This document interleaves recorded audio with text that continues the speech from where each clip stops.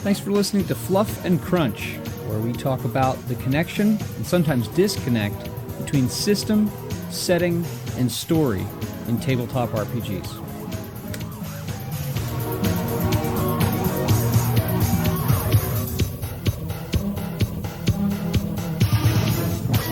So today,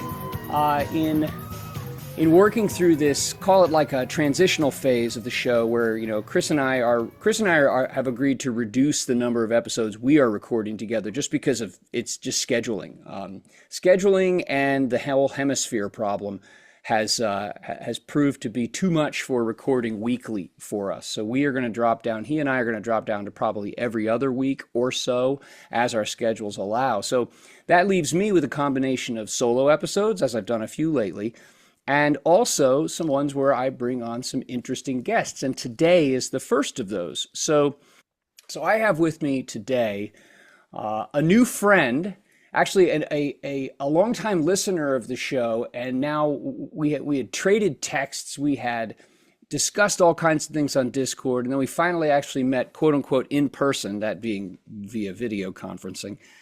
But I have a gentleman by the name of Steve Zaccardi on today to talk about an adventure that he wrote for Achtung, Cthulhu, which is available on drive-thru through the 2D20 World Builders program. And I would like to talk about this adventure because, frankly, I don't think Achtung, Cthulhu in general gets enough love or attention. But I'd also like to talk with him about adventure design, and I'll circle back to why I want to do that. But before I keep rattling on, Steve, thanks so much for coming on. Thank you for complimenting on me on my fine Iron Maiden shirt. I'm sure you could find one on the internet. I'm sure it'd be accommodating. But thank you for giving us some of your time today and be willing to come on and talk about your work. Hey, Jeremy, thank you for having me. This is exciting, and I hope we can give some interesting pointers and some background behind Rendezvous at Rouen. Yeah, so let's go ahead and dive right into that. So for those of you who, I'm sure a lot of people listening are listening because the original foundation of this show was 2D20. And as Steve, you pointed out, it's like we were for the longest time, and I kind of feel like we're still that. There are basically no 2D20 focused pods out there or shows out there. There's basically nothing. And we used to talk a lot about 2D20 games, especially Achtung Cthulhu, for which I've done some writing, and you have as well. But for those of you who aren't aware, Achtung Cthulhu is part of the 2D20 World Builders license through Modiphius, which allows people to write for certain properties that Modiphius has. None of the licensed IPs like Star Trek or Dune, but Achtung Cthulhu is their own property. So you can write adventures for them, and you did write an adventure for them. And so I'd like to, let's go through that. Let's talk about what the adventure is, where it fits into the context of other adventures that are available. So for people who are interested, what's this all about? And then we could talk about where they can find it. Sure. Well, I'll tell you how it started. I was working on an Achtung Cthulhu adventure after I had finished up writing the Dune adventure, Shaitan's Bargain. I finished that. And I wanted to do something for Achtung Cthulhu, particularly because it's World Builders, and it was the first license available for World Builders. I think they've got Cohorts Cthulhu now that you'll be able to write for. So I wanted to try that out, and I started writing a very large sandbox adventure, and it was taking a little bit of time. But along comes I think it was Roll20 and Drive-Thru RPG put out a call for adventures, and it was in terms of the next adventure. That's what they called it. And the idea was anyone out there that was writing for the things like World Builders or other places where it's public domain and supported by the publishers could put out an adventure that follows on any startup adventure or any quick start or anything of that nature. And I said, oh, this is a great thing. I could do something small, short, because these things are supposed to be relatively short. Until you get into them, then it's always a different story, which we'll get into. But I said, let me just jump into that. So that's where I put aside the big thing I was working on, and I said, let me go and see if I can do it. I wanted to challenge myself a little bit, Jeremy. Like, can I do a sprint where I do nothing else, completely focused on this one adventure and get it done by their deadline? Because they had a deadline. Now, mind you, the only thing about the deadline was just the fact that they would do some advertisement for you. They'd put it up in the banner on Drive Through RPG as the next adventure and stuff. And I wanted to see if I could make it. So that was the how the adventure started. That's where I got the idea of let me write something for this, and it was a follow-on for Achtung Cthulhu. For those folks who would know from the Quick Start, a quick trip to France. That was the initial adventure that I developed Rendezvous at Rouen from. So this is interesting actually. I must have missed that whole thing from drive through, or maybe I just saw it in an email and I, too busy click, delete it. That's actually a really interesting challenge because, I mean, you know how it is with writing. It is actually much easier once you start writing to keep writing beyond what you should than to be concise and stick a fork in it. For Yep. those of you who aren't familiar, A Quick Trip to France is set in June 1940. It's as France is finally in the process of surrendering to the Nazis, and Black Sun is setting up operations in some small town in northern France, and the agents get called in at the last second to deal with, horrible Black Sun stuff. I'll put a link to the download directly from Modifius' site. And the lovely thing about this quick start is that it has the basic rules, it has characters, it has all the baddies that you need to run the thing, and then it has this adventure which ends up, if you scrape the paint just a little bit, you realize that, well, the agents are all left in France after the end of this thing. It's late June 1940. The Nazis have overrun the country, and you're standing there going, "What am I going to do?" Now, I ran that for my party years ago, and then I just assumed we just, end scene, you make your way back to England. I like the idea of Rendezvous at Rouen in that it provides the immediate follow on, but then it also provides the means of getting off the continent. So why don't you give us a quick summary without spoilers of the adventure and how it proceeds. Sure, sure. Well, first thing I said was like, all right, let me see what refresh my memory on Quick Trip to France. So I read through it and I saw that there was a mention of Rouen, a town in Normandy, that was a real town. Everyone knows where, Rouen exists, as opposed to Saint Sulac, which is a fictional town. And it mentioned the Rouen in it. I was like, okay, that's a perfect kind of jump point. Like that's the place the folks can go to get out of the continent. Because, like you said, the original Avenger, A Quick Trip to France, just kind of left you at the end. Once you took care of the baddies in whatever way in the center of St. Sulac, you just assumed that you got out of there. But I said, that's a great starting point. So what I did was there, just to give you an overall summary of the adventure, is I did some research on Rouen real quick. I said, let me just read what's there. What is interesting? What could make an interesting story? And I saw that there is a Cathedral of Rouen, very famous cathedral, and it has some interesting elements to it. First thing I saw as an interesting element was Richard the Lionheart apparently is, well, partly buried there. It's actually, I guess, just his heart that's buried there. You know how these things are, right? And in medieval France, right, you get bits and pieces of people all over the place. I said, that's interesting. Maybe I could do something with that. That sounds very Mythos, Achtung Cthulhu-ish. That's a great on-ramp. Could you see it? It's like, okay, wait a minute. You got this cathedral, you got bits and pieces of some, historical figure.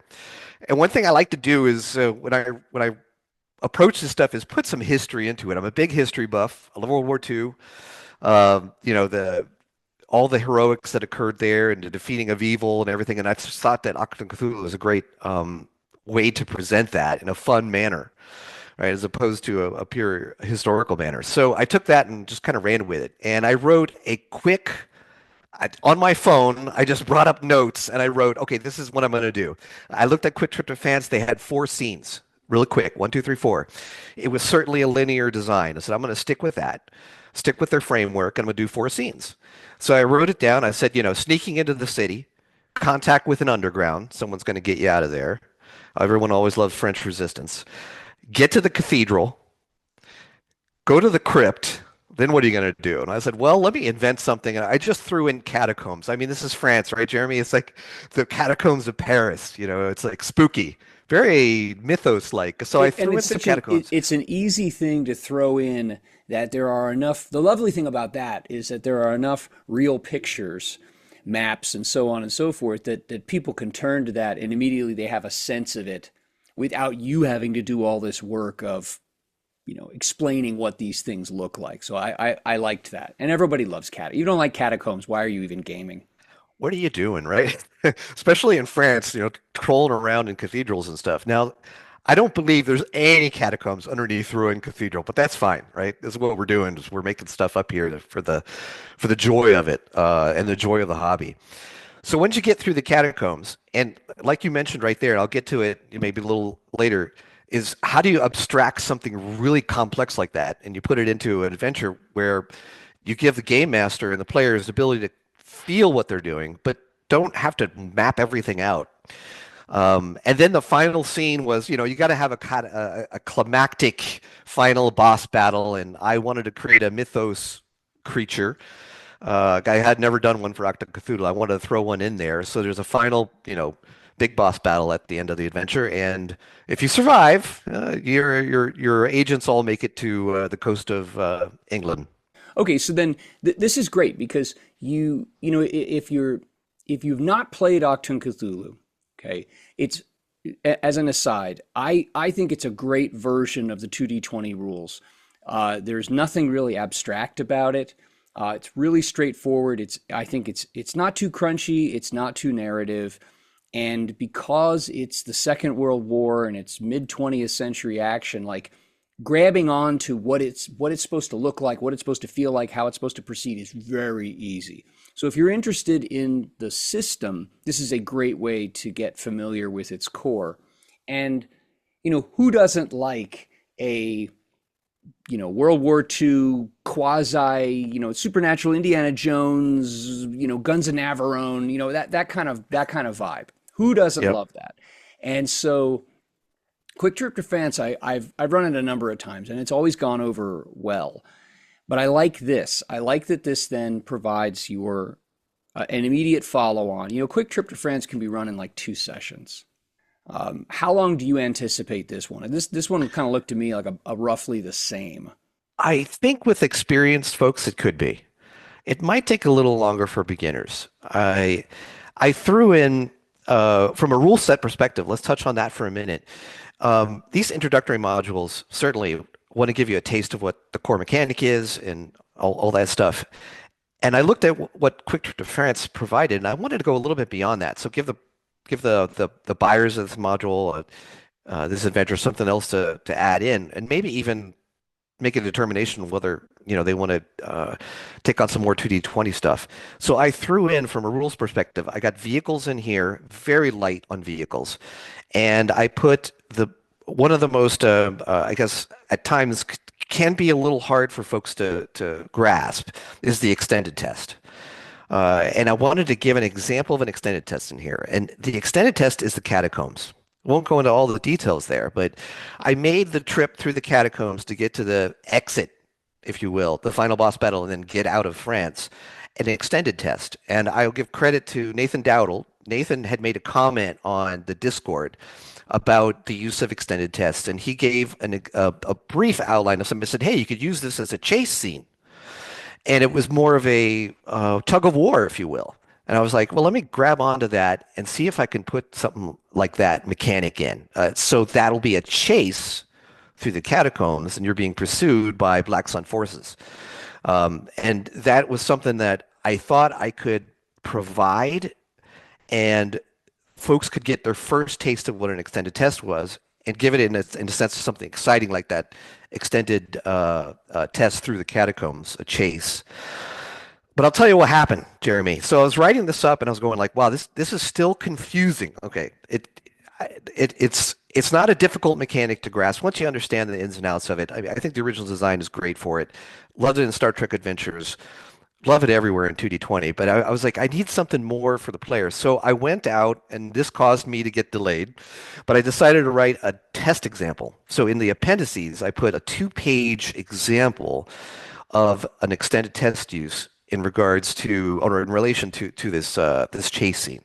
and I wrote it all up and I put the GM and it's kind of like harkening Yeah. back to the old days when you had player one, player two, player Yeah, three, and everyone's I'm just talking. actually rereading the Star Wars D6 core book from West End Games, and there's a whole section of that. Yeah, it explains it. And I love the fact that you did this, but also you included you included like a score sheet, Yeah. for so that it makes so a GM can print this thing out and make sense of it while they are running the thing. I appreciate that. But sorry, go on.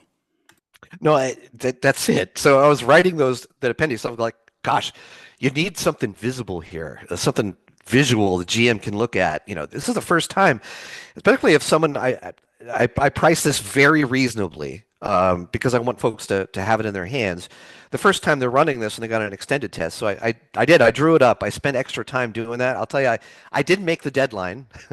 I finished this I think their deadline was October 1st, I think it was, and I ended up being November 5th when I uploaded it to Drive Through RPG. So I was about a month behind with this extra stuff I was doing. And then I threw in a couple extra maps I wasn't going to do. But yeah, it's that was one of my big goals here was to get a decent design for an extended test out there and then do that additional stuff. Now, I'm familiar with the restrictions that Modiphius puts on their freelancers. When I wrote Shaitan's Bargain for Dune, there was a very strict word count that I had to meet. Yeah, I've had Needless that to with say, me my too. first draft was over by 1,500 words. Yeah. I had to go in and chop out a lot. I know you've run into the same thing because you've written Yep. for them too. What was wonderful about world builders, and I'll tell you, for those folks who follow you on the podcast and what have you, and they want to give it a try, what a wonderful thing about world builders is you could do everything you want. Yep. You don't have to cut it out. You can go ahead and you put your extra stuff in. If you think it's going to be reasonable for the players or valuable for the GM, you can write it up and put it in there. And no one's going to no editor's going to come back and say, no, you got to, cut out 1,500 words and we can't put extra maps in and Yep. what have you. It's very liberating. Yeah, I had when I wrote the final adventure that's in the D-Day book, the Unleash the Hellish Hordes, I was limited to 10,000 words. And that's hard. Yeah. That's really hard. And then the Operation Talisman, which is the Achtung Cthulhu module that they bought from me a few years ago. I forget what the word limit was, but there was a word limit there as well. And you're right, having your own thing and being able to just say, well, I'm the limit, which then of course creates other problems like, you don't have to be, but you ought to be concise. Yeah. And it's easy to just keep writing. Well, let me ask you this, because like I said, I like the adventure. I think the fact that it's $2. It's Yeah. 32 pages. It's $2. It if you download the free quick start and you like it, you have the rules and you have the characters, and then you spend a whopping $2 on top of that. You have another couple of sessions with those characters, but with an expansion of the rules. And I agree with you that there are some dimensions or aspects of the 2D20 system that are, once you get them, I think they are self-evident truths.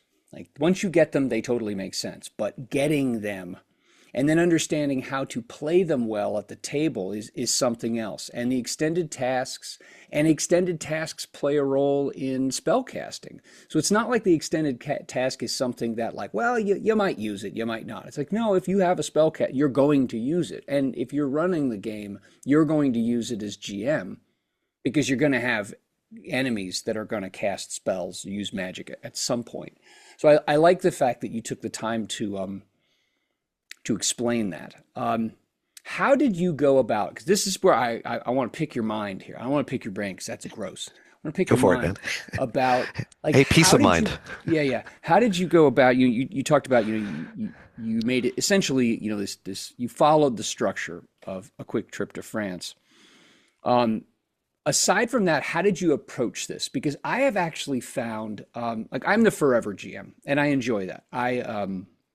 Actually, Chris and I agree on this. We would rather run than play because there's a level of interest and engagement. Like as GM, you're always engaged because you're running the world, you're running the weather, you're running all the NPCs. I actually find running my character only as a player kind of boring and limiting. I enjoy writing adventures for my group. I have actually discovered in the several adventures that I have now written on my own and have been purchased from me, writing adventures for a GM I don't know and players I'll never meet is, for me, really, really difficult. It is much harder than and especially with a word count limit. So how did you go about, aside from just following a structure, what was your kind of what was your perspective? How did you go about developing this and thinking, I'm writing this for a GM I don't know and players I'll never meet? Yeah, this is one of the tricky things getting into it. It can be off-putting for some folks, aspiring designers, writers out there. It can be off-putting for them. But I think if you're going into a new mission and adventure, and I love writing adventures because it's it's got rules in it, it's got art, it has and I mean when I say art, the craft of writing, the craft of creating a narrative. You bring all this into it, and if you're writing it for yourself, and it's something that's interesting to you as a GM, it's going to be interesting to others. There's no doubt it's going to be interesting to others. Not everyone's going to like it. Certainly, you Sure, can't please no everyone. matter what you write, no matter what anyone writes, there's gonna be someone out there who just doesn't dig it. Yeah. You can't. Yeah, they're not going to dig it, right? And that's fine. Everyone's got their thing that they love. But when I approached this, and I looked at that just overview, that outline that I mentioned to you at the beginning there, I said, is this interesting? Like, is it an interesting draw from scene to scene? Now, this is a linear adventure. It's not a sandbox. Sandbox adventures can become very complex. They could suffer from overwriting because you are trying to put every conceivable branch or what the players may do in there for the GM, and you can overdo it.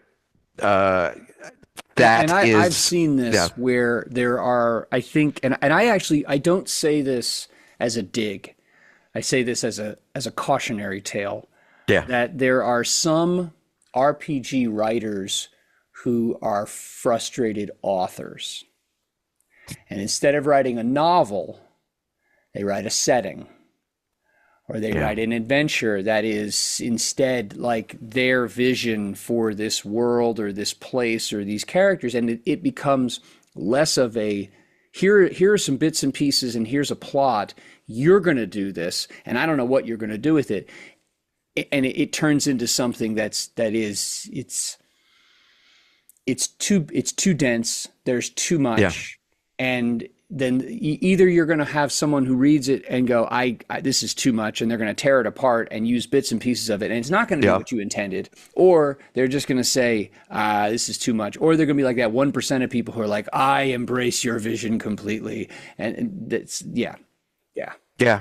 So you said frustrated writers. You got to approach this with some of the rules of writing in mind, though. For example, the show don't tell.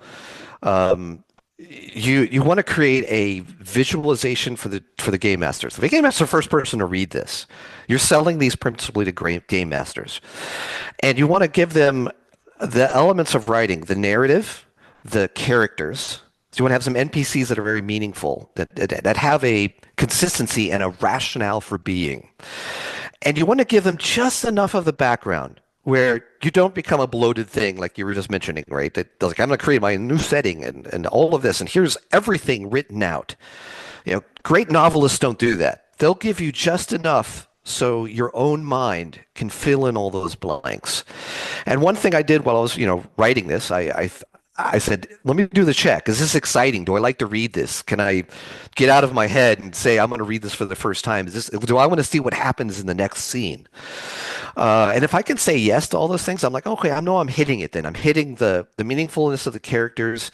The background can be filled in. There's enough to hang it together, but not enough to overwhelm and to take the fun out of the GM, moving things around. So for example, how do you kind of build that?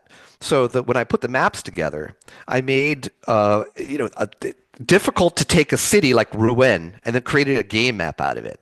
Right? I simplified it all. I put some city streets in there that I totally made up, except for one of the principal streets that the agents have to get to in order to meet the French resistance, their contact, if you will, within the Right. city. But I put some of the major aspects of the city in there, like where the gendarme was within Rouen, which the Germans, when they occupied the city right after the fall of France, that was the first place they set up headquarters, right?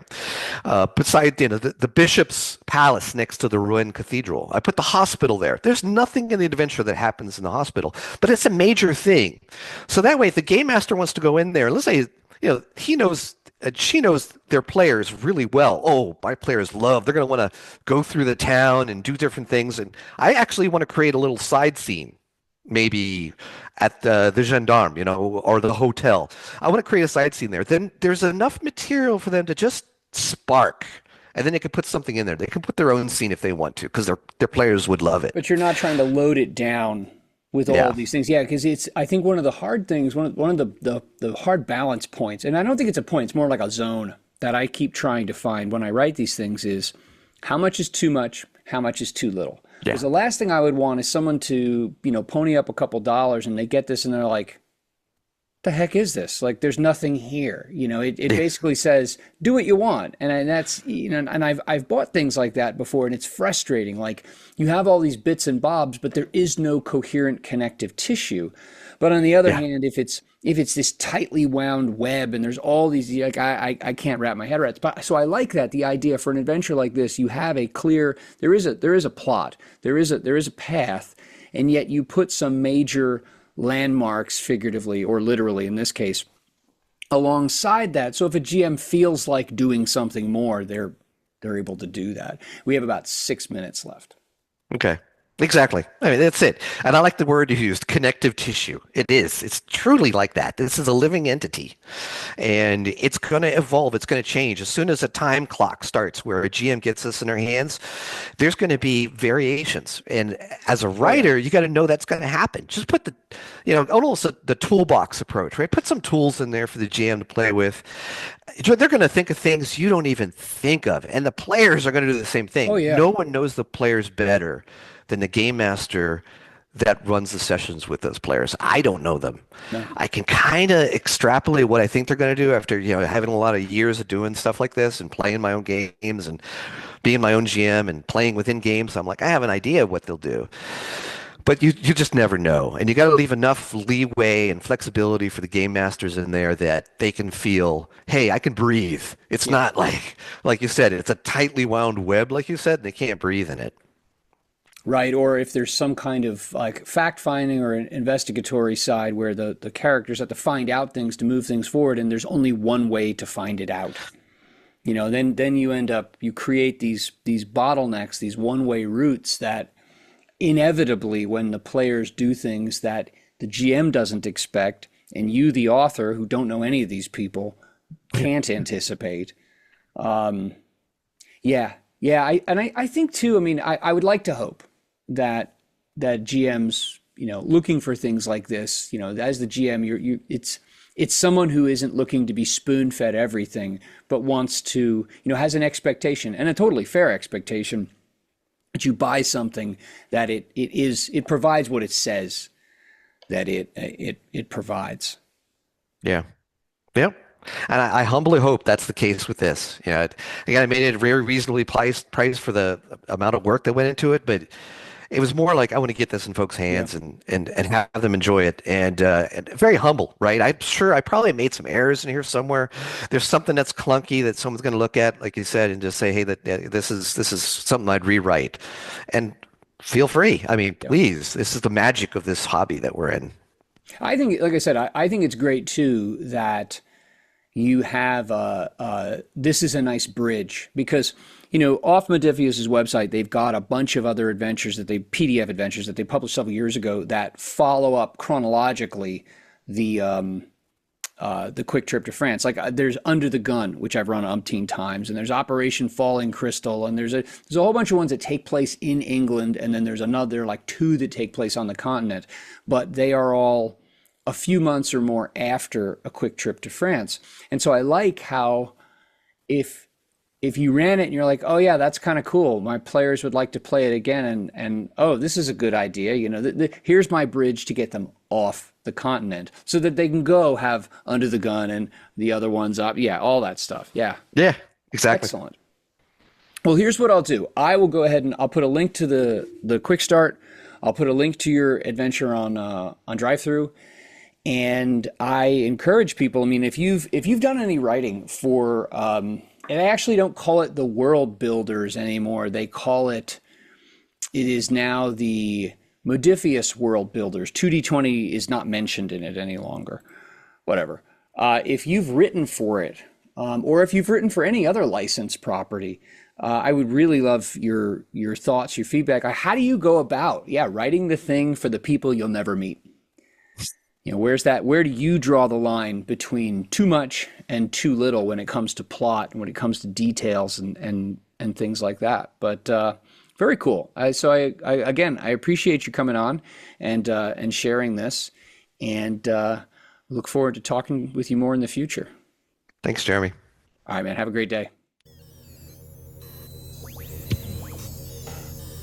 Thank you, as always, for listening to Fluff and Crunch. You can join our Discord, you can subscribe to the podcast, you can subscribe to the YouTube channel, all through the links in the show notes. Thanks again. Have a great day. We look forward to talking with you.